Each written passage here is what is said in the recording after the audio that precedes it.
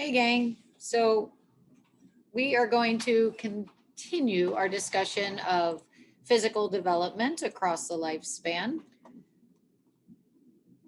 So we've made it up to childhood age. So we've talked about the different levels of human development in terms of cephalocaudal. It starts from the head and works its way down. Proximal distal starts from the inside and works itself to the fine motor skills of the outer regions of your body, like your fingers and your toes. During childhood, our children, little ones, start to lose that Buddha look because of this cephalocaudal proximal distal. Their heads are huge, their trunks are huge, and the extremities are relatively small. Excuse me. What happens during childhood then is kids tend to get that more elongated adult-like proportion to their bodies. So they get a slimmer appearance during middle childhood than they did in the preschool years. They start to lose that quote unquote baby fat.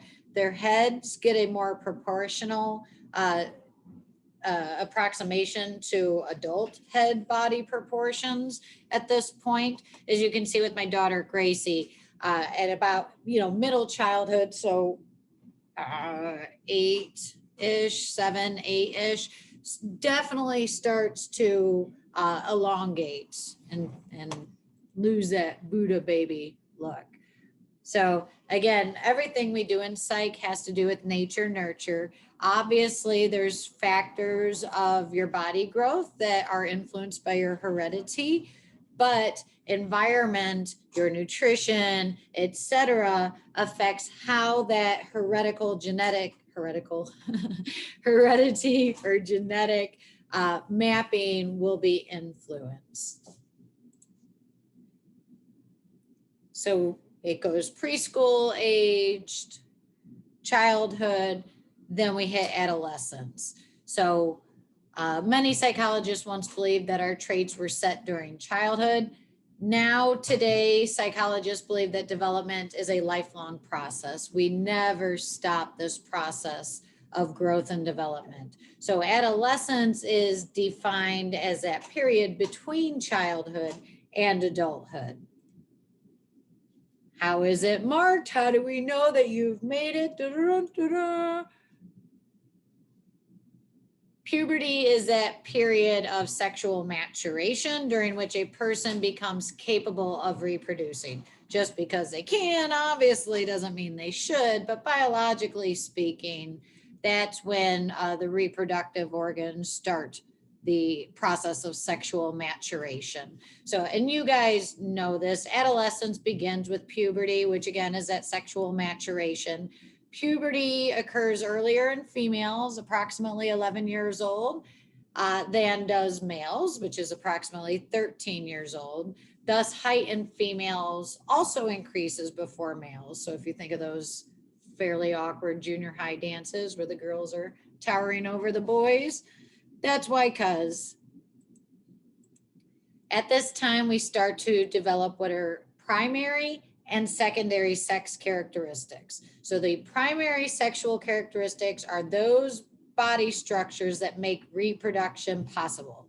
So while you have your ovaries and honestly all the eggs you're ever going to have when you're still a fetus, they do not hit the point of reproductive maturation until puberty. So we need that hormonal influence to make these structures reproductively viable.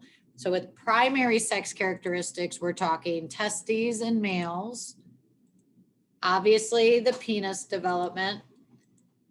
With females, we're talking ovaries and vagina. So these are primary sex characteristics. Secondary are the body changes, the physical characteristics that are affected also because of the hormones from the testes, the ovaries, this puberty sort of stimulus into reproductive viability. So these are the non-reproductive sex characteristics. So we're talking widening of the hips in females, deepening of the voice, most drastically in males, but it also happens in females. Breast development in females, and then obviously body hair in both sexes, but most notably in the male folks. So how do we know if we've hit puberty? With women, with girls, it's menarche, which is the first period. With boys, it's first ejaculation. So obviously, you guys have known these things through the talks they now have in the school systems. What's interesting is until just about pre-puberty, so about 9, 10, our neurons keep making these awesome neural connections as we are exposed to life, learning, physical skills, development. We're constantly increasing these neural connections, these synaptic connections between our neurons. They become more specialized. At around 9 or 10, it starts in adolescence. It really begins to affect our thinking and learning, is this idea of selective pruning. So it's pruning our synaptic connections. So literally any unused neural connections are lost through pruning, kind of like, we cut off the dead branches off a tree to keep it alive. That's what our brain is doing so that we can continue to learn new things. So calculus is something I had learned at one point in my life. I couldn't tell you the first thing about it at this point. Apparently at some point my brain was like, I need this. She hasn't used it in a while. Freeze that neural connection, that space up so I can continue to learn new things. So we know that there are tons of development still going on throughout adolescence. We've talked about the prefrontal cortex, which is that last part of our brain to develop and specialize, generally until 18 to 24-ish, it is still developing. So you're still growing even at your stage in life. And it's this prefrontal cortex that's doing most of it. The prefrontal cortex, which is impulse control, decision-making, all that sort of stuff, lags behind the limbic system, which is our emotional regulation. So the limbic is on the right, that middle part of our brain. Frontal lobe is the red, and the frontiest part of the frontal lobe is the prefrontal cortex. So there's a lot of hormone surges developing during adolescence, obviously, and that affects the limbic system. But the frontal lobe that has impulse control and decision-making and all that stuff is lagging behind. So how does this brain physical development affect preteen behaviors? Well, think of yourself at 7th, 8th, 9th grade. I always think, like, I taught freshmen and I thought it was very cute and they were always interesting, but they were like, I always said they were kind of like toy poodles. They were very high strung and very like melodramatic and jumping all over the place and everything's like the biggest deal ever. And oh my God, that's because the limbic system, that emotional part of their brain is hyper developed, but the part that like kind of leashes it in, that prefrontal cortex, is not yet. So they tend to have a lot more impulsive, perhaps risky, whatnot behaviors until that prefrontal lobe has totally specialized. So although impulse control and decision-making hasn't fully developed, it is developing. So it's on its way. So they do have an ability to reason that gives them a new level of social awareness than they had when they were, in 5th and 6th grade, 4th graders. So they might think about things like their own thinking, metacognition, thinking about thinking. They might be able to do that theory of mind thing more, where they can think about how others are thinking and feeling. They often suffer what's called the imaginary audience, where they obsess and focus on what others are thinking about them, kind of feel like we're on stage. How ideals can be reached. They tend to criticize society, parents, and even themselves a lot at this point, because they've got these idealized conceptions of life, where they want to be versus where they are, sort of situation.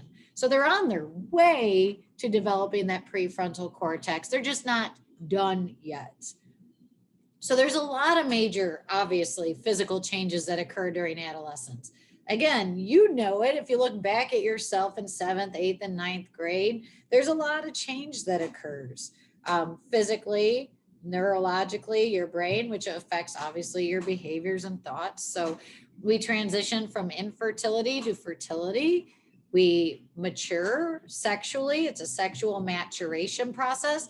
Changes in body size, shape, composition, like fat, all that sort of stuff, increase hormone production, and the development of these secondary sex characteristics that we talked about.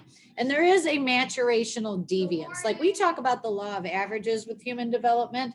Some people are earlier, like average age of puberty onset for females is 11. I know people as young as 8 and 9 who had their first period and started this process. I also know people who it didn't happen until much later, like girls who weren't until 13, 14, 15 until they started this. So there's obviously a little bit of deviance from the norm when we're talking about human development. So what might happen to adolescents, and you guys probably can relate to this, a little bit of restlessness or fatigue due to these hormonal changes. Like you come home from school and sleep for 4 hours and your parents are worried about you, but it's a lot of taxing on your body to go through all this hormonal stuff. It makes you tired. You need to sleep more when you're developing still and growing still. A need for physical activity because of physical energy, which is why remote learning is kind of hard for a lot of you. You're not as active as you normally are. Developing sexual awareness, obviously, relationships, dating, this sort of ideology starts to develop, at least within the psyche. And obviously a concern with changes in body size, shape, etc. So we've talked gender development, and we'll talk it a bit more later, but obviously within this conceptualization of the adolescent development, there's also a lot of gender identification that's going on in this point, because people are trying to develop their identity in relation to puberty and sexual awareness and all that sort of stuff. So we know there's differences between male and females, obviously. Neurologically, we've talked about it. Freud, the psychodynamic people, says it has to do with your parenting, how you identify with different gender roles and whatnot. And we've also talked about social cognitive theories, like our society affects the way we develop different gender roles. Think of the documentary, The Mask You Live In. Society plays a big part on how we develop what we should be doing to identify as stereotypical males and what we should be doing to identify as stereotypical females. And the behavioral perspective. As we grow up within our household and then within our school systems, we are subtly operantly conditioned. We are conditioned through subtle rewards and punishments on how we should behave as males and females. When I go to work with no makeup and my hair not did, people are like, "Are you sick? Are you okay?" And I'm like, "No, this is just how my face looks." However, that's a subtle social punishment, because when I dress up all nice and stuff and get my hair did and I'm all like fixed up and stuff, people are like, "You look great. Did you do something with your hair? I love your outfit." I get these subtle rewards, people telling me without telling me that's how you should do as a female and that's how you should not do as a female. So all of these things affect our development of self and gender and what it means to be feminine or masculine, etc. So there's a lot of aspects of adolescence that is developing. And even adolescence is a big, huge general term. You at 16, 17, 18, 19 are not the same as you at prepubescent 10, 11, 12, 13. So there's a lot of differences even within this term we call adolescence. So at the end, late adolescence, we've got human sexuality consolidation. So it's this idea of having a more mature outlook on this idea of sexuality. Just because I can doesn't mean I should. We got the physical aspect of sex. We talk about it within the school system. Hopefully you talk about it within your homes. But there's also the mental aspects, this ability to keep myself safe, this ability to think ahead about the repercussions of my behaviors, this spiritual soul aspect of including emotional self, and this idea of my sensitive spiritual self in terms of this relationship. It's not just sex. It's not just giggling at the videos and stuff that they show in the school system starting in like fourth grade. It's this idea of an integrated whole sexual self. And that's what carries us on into adulthood when we're trying to do more intimacy relationships, not just sex, but also finding your soulmate, you know, sort of situation. So when we've been obviously talking within developmental psychology, we've gone over the early stuff. So obviously prenatal development and whatnot, but we are going to continue now talking about young adulthood, middle adulthood, late adulthood. And I hate to tell you guys, spoiler alert, but then death. It's the end that comes to us all.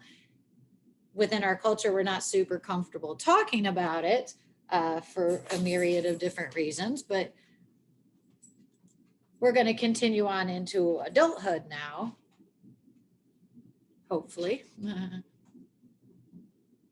So we'll dismiss that. I don't know what it means, but adulthood, within American culture, we've got a lot of fear, I guess, associated with this idea of getting older. Here's some facts about aging that will actually get you excited about getting older.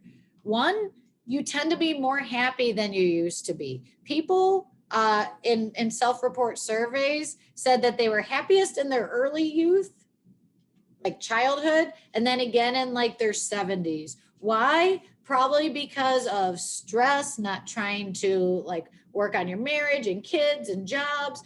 We've got happiness because you appreciate life as a child, and then you appreciate it again as you get older because you're at the end of yours. In some ways, your mind gets sharper. We've talked about this. Your fluid intelligence gets less to think quickly and abstractly. However, within your career field, your topic area of expertise, you get better. It's that crystallized intelligence. So you guys will be at your peak earning potential in your 50s. That's when I'm going to be making the most money I'm going to make because I am mentally at the best in my content area. You handle conflicts so much better. I told you I used to have a funky little temper. Nowadays, I tend to handle this better because I'm better at taking other people's point of view. I'm more emotionally intelligent, engaging my own anger and that sort of stuff. I've had more experience. Just on a socio-political level, your vote counts more.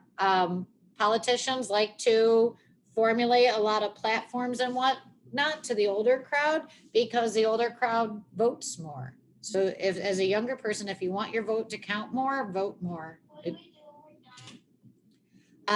Those of you who suffer migraines, that tends to get better as you get older. I don't exactly know why. You might still have headaches, but you won't have the severity of the migraines. It could have a hormonal aspect associated with it. You get actually better at handling colds and flus because your body's got a resistance to it. You get a little worse, however, in terms of pneumonia, which is why old people have to get the pneumonia vaccine, and obviously more susceptible to diseases. But in terms of like the everyday illnesses, you get better. You probably don't want to hear this, but the sex life self-report inventories all show greater sexual satisfaction as you get older. One study found that the majority of women ages 60 to 89 were moderately to very satisfied with their sex lives. Oh, I know you don't want to hear that, but it's true. You tend to handle stress better. You just don't suffer stress as much. People over 65 report having far less stress than they did in other stages of adolescence and adulthood. Your marriage gets stronger. If your marriage has made it to the point of empty nest like where their kids are leaving, they report much higher marital satisfaction in old age. So one reason is that couples show much more affection, they have more time together, they don't have the stressors of like balancing parenting and kids and all that sort of stuff. Believe it or not, you guys are big fat buzzkills when it comes to like sex life. And when kids are out of the house, the parents are like, woo, it's party time again. So that's obviously a positive. Marriages tend to get stronger.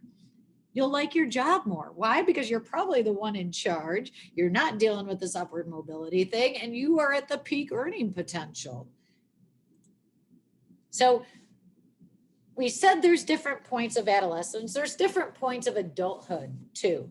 Again, you are not done growing until about 18 to 24. So we've got adulthood, and then we've got a period of time called emerging adulthood. It's like you're coming out of the chrysalis of adolescence, but you're not quite flying as a butterfly yet. So this period of 18 to 24-ish is where you're still growing, but you're an adult, but you're not the adultiest adult ever yet. So we've actually called it emerging adulthood instead of adulthood. So again, even though adulthood starts sometime in the mid to slightly after the mid 20s, it's harder to identify these different stages because we don't have like puberty and periods and that sort of stuff to gauge it by. So there's different things we're doing as adults, like the goals of adulthood. It's about commitment within adulthood. So when we're talking early adulthood, like 25-ish, working up to 25-ish, we're trying to focus on love and work, trying to find your mate and trying to find your purpose. It's all about love and work. Evolutionary psychologists believe this commitment, whether it's commitment to my relationship or commitment to my profession, has a survival value. Obviously, it helps us survive. Some people don't go through this process of adolescence and emerging adulthood and trying to figure out who they are. They just know who they are, or they've just been told who they are in terms of like, say, your parents have said, you're going to be a doctor, you're going to be a doctor, you're going to be a doctor. So they have never thought about anything or worked on anything other than that. That's called identity foreclosure. One of the jobs of adolescence and emerging, so super early adulthood, is this idea of trying out different identities. You don't know who you are yet because you haven't experienced enough yet. Some people just decide and then that's it. And that process of not deciding during a time period where you should be deciding is called identity foreclosure.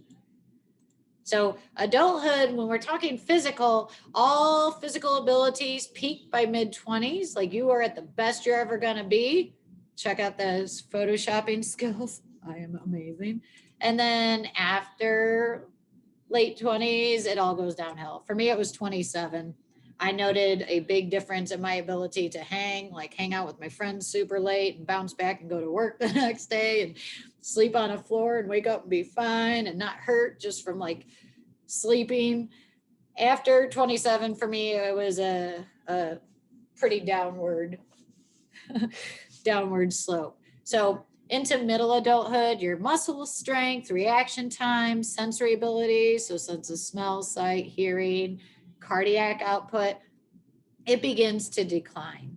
That's going to happen to everybody. It is what it is. However, your lifestyle, your health, your exercise, even your mindset, all contribute as to whether your downhill looks like this, like a super sharp, steep slope, or like this, a more gradual.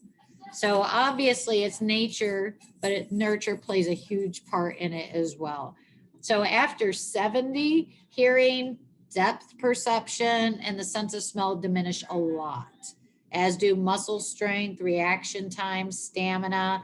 After 80, your brain, your neural processes really start to break down, especially for complex tasks. So this is why after a certain age, you have to get your driver's license test done annually. Because if you look at motor involved, so at car accident fatality rates, you look at the different age groups and genders that cause the most fatalities. Orange is the men. No, after 74, actually the most fatalities occur. And that sharp increase actually starts at about 65. So when we're talking older age, there's some physical milestones. We got menopause for females. Between 40s and 50s, it starts. This is where our reproductive starts to slow down like a car on a cold winter day. Sometimes I can start it and sometimes I can't. So it's this process of hormonal changes, things that started and came into fruition during adolescence are now slowing down. So we got menopause with this ability to produce like the estrogens and all that sort of stuff also stops my reproductive system. So there's secondary symptoms that come along with that. Breast pain. I mean, think about like PMSing where you've got hormonal surges, due to your period about to start. There's secondary symptoms involved with menopause, kind of like that too. So mood swings, hot flashes is a huge one, joint and muscle aches, etc. Um, it's all hormonal. It's all lack of the estrogens. You get used to it. Our bodies are adaptable. They get used to everything. But the process of getting there is kind of a struggle for some people. Psychologically, again, we live in a culture that fears age and worships youth. So that affects our perceptions of this process as opposed to other countries and our ancestors who respected old age. We don't really come from a culture that does. Hopefully that'll be something that changes. Men even go through a period, they obviously don't stop having menstruation, but I call it menopause, where they also in their late 40s and 50s have a decrease in testosterone that affects their sexual prowess. Um, Obviously men can continue to reproduce, but the quality, I guess, of those sperm goes down, the number of the sperm goes down, sex drive goes down, all that sort of stuff. So again, we've talked about it. There's bad news in terms of health. You become more susceptible to life-threatening ailments, disease, cancer, pneumonias. Good news, because you're building up antibodies, you suffer far less flus and colds. And I don't know where COVID's going with this, but we'll figure it out when we get older, I suppose. Um, Migraines, etc. Unfortunately, Alzheimer's is a disease that has been on the increase in modern years. The last study, my dad passed away from Alzheimer's, so it's something I've read a lot about, and it's sad. It's a horrible disease, and unless you have experienced it personally, you don't really understand how devastating it is. But in the last 20 years, it's gone up about 80%, which makes me believe there has to be some sort of environmental factor that's increasing Alzheimer's rates in our people, because biologically, nature speaking, we haven't changed enough as a species for it to be a genetic thing. It can take longer, but typically, my dad's doctor said once it's diagnosed, because they technically can't diagnose Alzheimer's until a posthumous after death examination is done. So if you've gotten bad enough that a doctor is actually diagnosing it, most people after diagnosis don't last more than 5 years. And it is a rapid deterioration of neurons that produce the neurotransmitter acetylcholine. Remember, we talked about that. Muscle and memory, the M&M, acetylcholine, ACH is in charge of muscle and memory. The neurons that are earliest and mostly destroyed are those that produce acetylcholine, the neurotransmitter. They found different things can help. So like estrogen supplements may stop the onset of Alzheimer's. But again, once you've been diagnosed, the time span is probably about 5 years. It starts with small personality changes, subtle decline in memory and processing, then it's inability to handle themselves and take care of themselves. And then they can't talk anymore. They don't remember you. That was the most horrible thing with my father, was him asking who I was. That was heartbreaking. And it seems the memories that are taken are the most recent. And then it kind of wages war. It's like a forest fire to younger age. Eventually, their body just can't continue anymore. Again, the brain controls the body, so death will occur. Um, Obviously, we don't all go through Alzheimer's. Most of us don't. In fact, even though the increase is steep, still most of us will not go through that as our own brain. But there are cognitive changes. We tend to remember events from our teens and 20, and then memories drop as we reach a certain age. Your episodic memories will drop. So that's like remembering like your 50s and your 60s, like our memories that are episodic are the episodes of our lives. Whereas your semantic memory, this bullet down here, actually stays about the same as you age. So I'll still remember words and all that sort of stuff.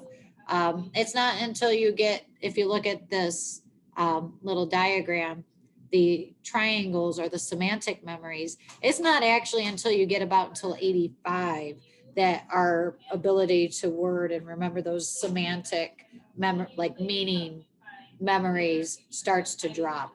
Whereas you reach about 60-ish and your episodic memories drop. So remembering specific episodes from your life. So there's just a difference between recognition and recall. Recognition will remain about the same. Like I can pick something out of a lineup, but recall, like just remembering, like fill in the blank, starts to decline with old age. Do they get stupid? No, of course not. Cross-sectional studies show a decline. However, longitudinal studies show consistency. So longitudinal is following the same people over a long period of time. So the longitudinal studies show consistency. Cross-sectional studies, again, study people of different ages, but at the same time. So here in 2021, they study all the different age groups, whereas longitudinal, I'm following the same people for like 80 years. So again, we've talked about this, but your fluid intelligence, your ability to think quickly declines with old age, quickly, abstractly. However, your crystallized intelligence, like your accumulated skills, knowledge, does not. So you don't lose the ability to be intelligent. It just changes. Most people are happy. I know we live in a culture that fears the aging process, but if you're a happy, fairly satisfied human throughout your life, you're not suddenly going to become depressed and miserable as you get old. In fact, if you note, when we compare early life, late life, 65 plus is generally a little happier.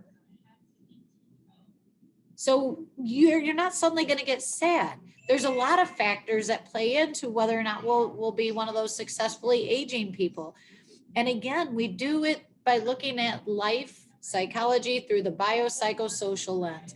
Biologically, as long as you're not dealing with like obviously Alzheimer's or whatever, and you're getting all your nutritional needs met, like your physical needs, you're going to be good. Psychologically, if you can laugh at life, you have that optimistic outlook, you keep yourself active, both physically and mentally, you're going to be good. Socioculturally, make sure you've got your support network.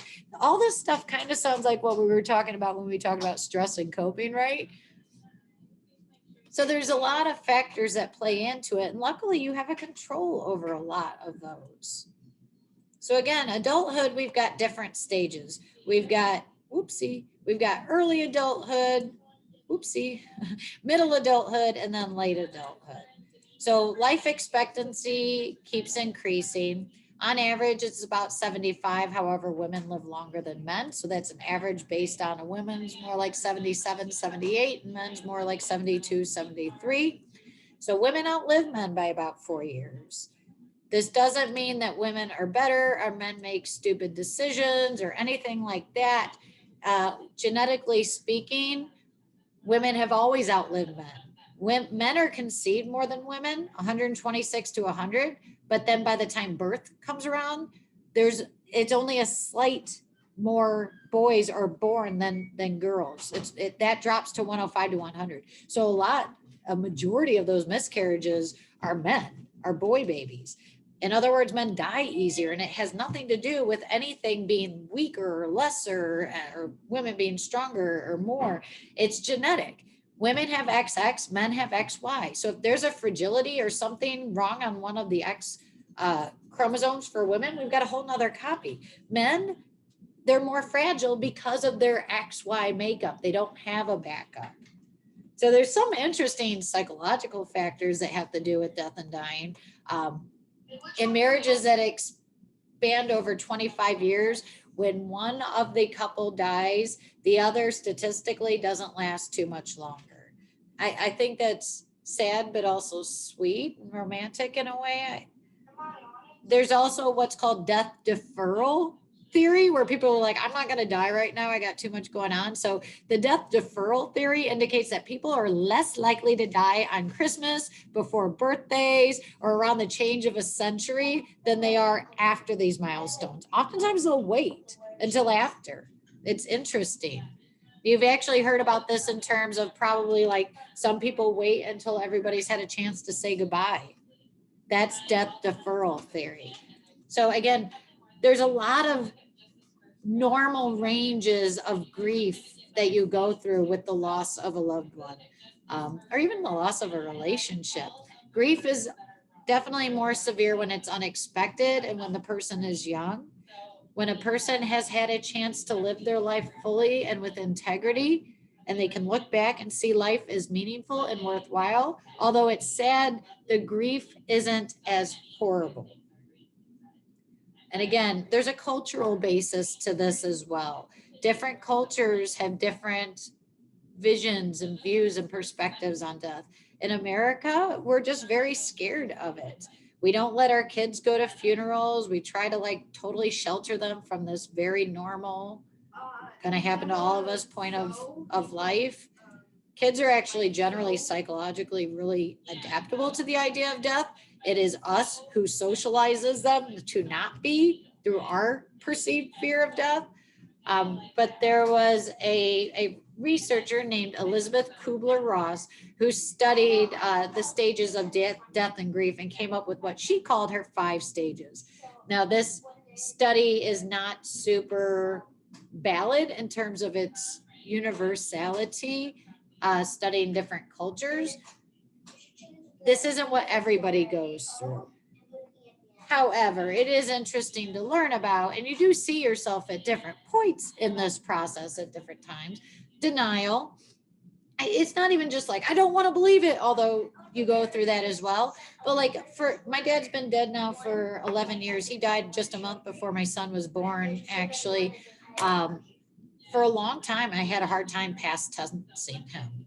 I'd say my dad is, and people would be like, oh, I'd like, because I always told funny dad stories when I was teaching. My students would be like, I'd love to meet your dad. And I'm like, oh, he's dead. I forgot to was him. So denial can be very obvious or very subtle. Anger, that's true. Bargaining, you're like, dear God, if you get me out of this, blah, blah, blah, blah, blah. Depression, obviously, the grief, the sadness, the pure longing of it all sets in, and eventually acceptance. But once you hit acceptance, it's not like you stay there either. You're always cycling in and out. Even now, 10, 11 years later, I'll see somebody from behind, an older man, like out shopping or something. I'll be like, Dad, and like, and that one little second, and that one little, like, my instinct was like, oh, that's my dad. I go through this grief process in a stage of like 2 seconds where all of a sudden I'm like, oh, it can't be. And like you go through like sadness and anger and then acceptance again. And it's all within this little microcosm of a day. So the grief process never stops. It just gets easier with time, if that makes sense. So here is Giraffe on Robot Chicken going through the 5 stages. Because again, we're not great at dealing with death, and humor is a great way to deal with not dealing well with stuff.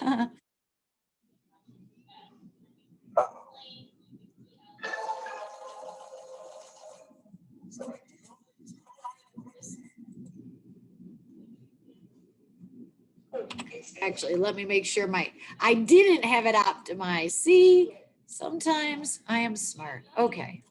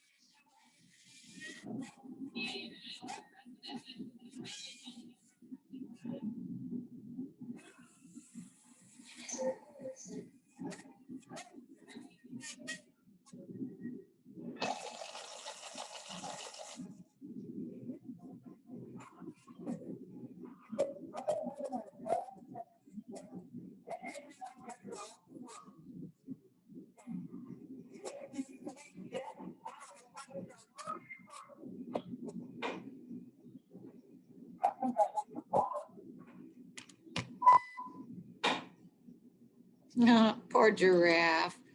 So obviously we've gone over a lot of information in a short period of time. We've talked about the physical development across the lifespan. We will continue by talking about social, emotional development across the lifespan and moral development and cognitive development, but we've included all of the physical stuff, the major stuff. So I will have some practice spot checks for you on the AP Classroom if you want to check your knowledge on this information, make sure that you understand everything, and I'll share that with you on Canvas. So I hope you guys find this stuff interesting. Have a wonderful day.